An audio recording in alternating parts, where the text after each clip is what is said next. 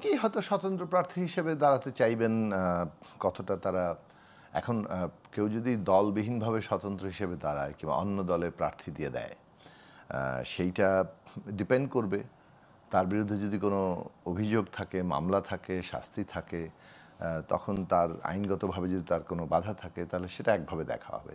কিন্তু আইনগতভাবে যদি কারো বাধা না থাকে তাহলে তিনি যদি অন্য কোনো দলে একজন দাঁড়ান, তাহলে তো সেটা মানে তার দাঁড়ানোর বিষয়টা তো হতেই পারে। সেই জায়গাটা তো আসলে আইনগত বাধা না থাকলে কাউকে কিভাবে আপনি মানে একটা জায়গা থেকে বিরত করবেন। ফলে অনেকেই হয়তো এরকম প্রক্সি কিংবা অন্য পার্টি থেকে দাঁড়ানোর সেই চেষ্টা করতে পারে। সেটা খুব গুরুত্বপূর্ণ জায়গা তৈরি হবে না আসলে।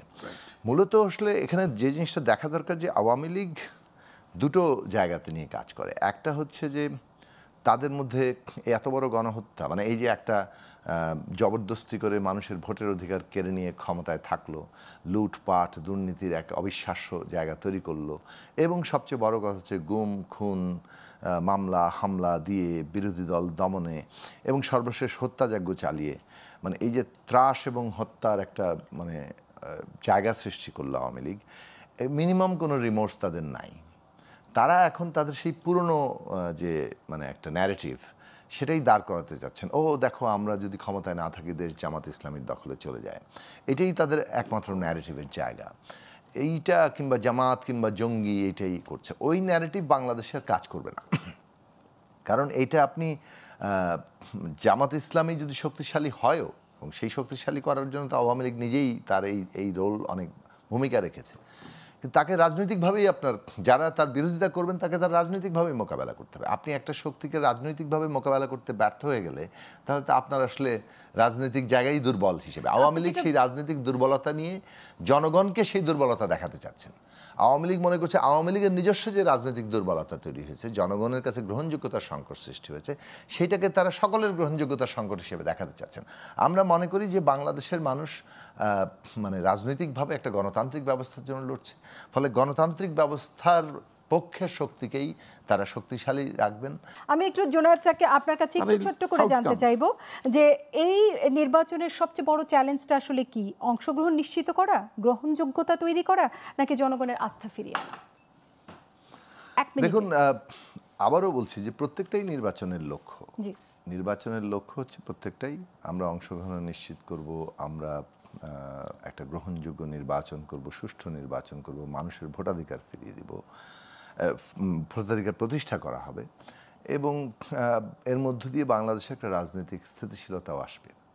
কিন্তু অংশগ্রহণ নিশ্চিত করা মানে হচ্ছে যে যে রাজনৈতিক দলের বিরুদ্ধে যদি কোনো অভিযোগ থাকে এবং সেটা আদালতে প্রমাণিত হয়, তার দ্বারা যদি তারা নির্বাচনে কার্যক্রমে অংশ নেওয়া থেকে তাদের বিরত থাকতে হয়, সেটা তো মানে এটা তো কোনো নর্মাল প্রসেসকে করলো না। মানে দেশে কি আইন আদালত থাকবে না? ফলে আইন আদালত যখন থাকে, কারোর উপর বার থাকে, তখন সে ওই নির্বাচনে অংশ নিতে পারে না। ফলে এটা তো আসলে আদালতিক প্রক্রিয়া যে কে কখন কোন নির্বাচনে অংশ নিতে পারবে, কোন নির্বাচনে পারবে না, সেই প্রক্রিয়ার মধ্য দিয়ে তো আগেও অতীতে দলগুলো গেছে, সেই জায়গাতে ভবিষ্যতেও যাবে। এবং আমাদের এটা লক্ষ্য থাকবে যে বাংলাদেশে এমনভাবে ন্যায় বিচার প্রতিষ্ঠা করা যাতে করে আমরা বাংলাদেশে সত্যিকার অর্থে একটা ইনক্লুসিভ বাংলাদেশ তৈরি করতে পারি।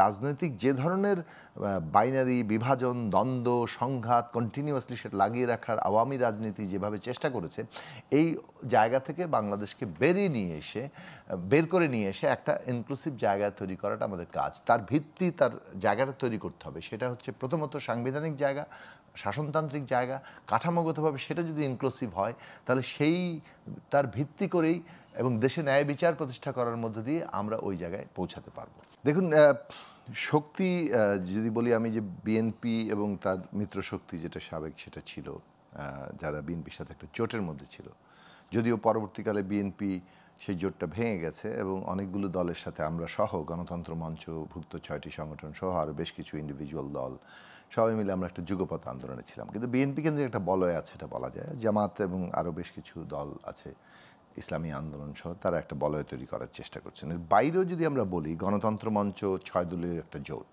গণসংহতি আন্দোলন সহ, এনসিপি নবগঠিত দল যারা অভ্যুত্থানের একটা অংশ হিসেবে ছিলেন, গুরুত্বপূর্ণ অংশ, এবি পার্টি আগেই গঠিত হয়েছে, গণ অধিকার পরিষদ আগে গঠিত হয়েছে,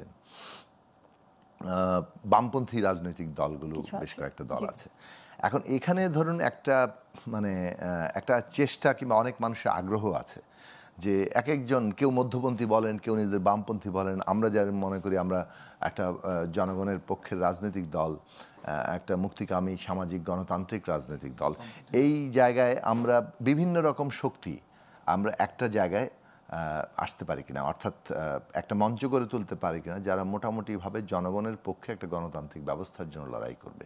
এবং এই লড়াইয়ের জায়গাটা হচ্ছে যে এর প্রধান দুটো দিক গুরুত্বপূর্ণ। একটা হচ্ছে গণতন্ত্র নিশ্চিত করা, দুইটা হচ্ছে যে গণতন্ত্র বলতে যেটা কেবলমাত্র ওই কেবল নির্বাচন নয়, এটা যে জনগণের অর্থনৈতিক মুক্তি, সাংস্কৃতিক মুক্তি,